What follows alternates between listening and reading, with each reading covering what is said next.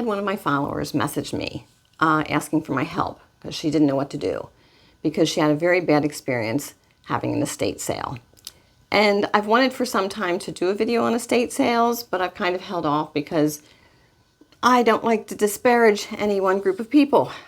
I am not a proponent of estate sales.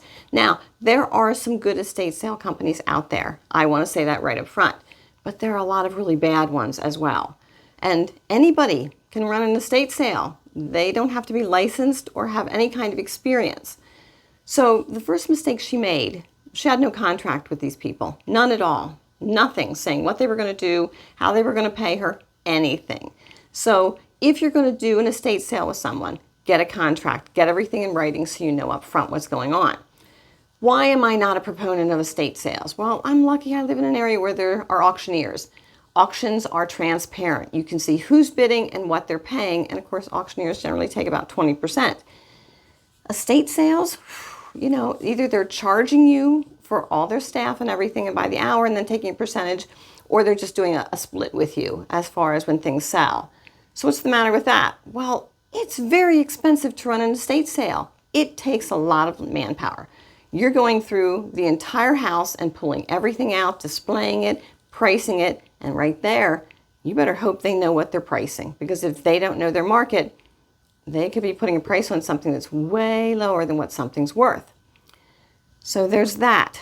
Some people, what they do, and what happened with this lady was they came in, and she had a 4,000 square foot house, and they came in and took out 11 loads of stuff out of her house and took it somewhere else, and she doesn't even know where they took it.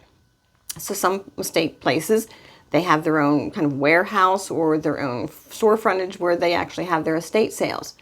So they're taking it away, and you don't know if they're commingling it with other people's things or if they're going to keep it straight, what's yours, what's someone else's. So that's a problem. And of course, she's being charged to have this stuff hauled.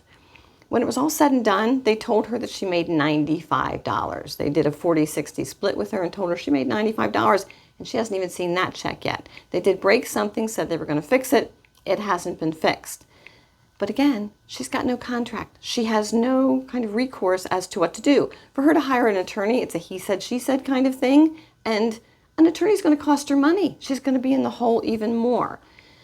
So if you're going to do an estate sale, research the company really well. Find out what the reputation is. Go see some of their sales.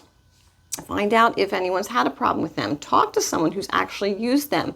And are they happy with it? I mean, the reality is the stuff's probably not going to sell for that much that it's going to net you a lot of money. Because like I said, it's really expensive to run an estate sale.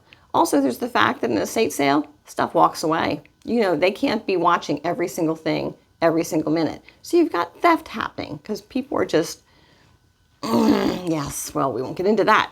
So, as I said, I'm not a proponent of estate sales, and I know in some areas that's the only option you have, and I don't wish to anger anyone who runs an estate sale company.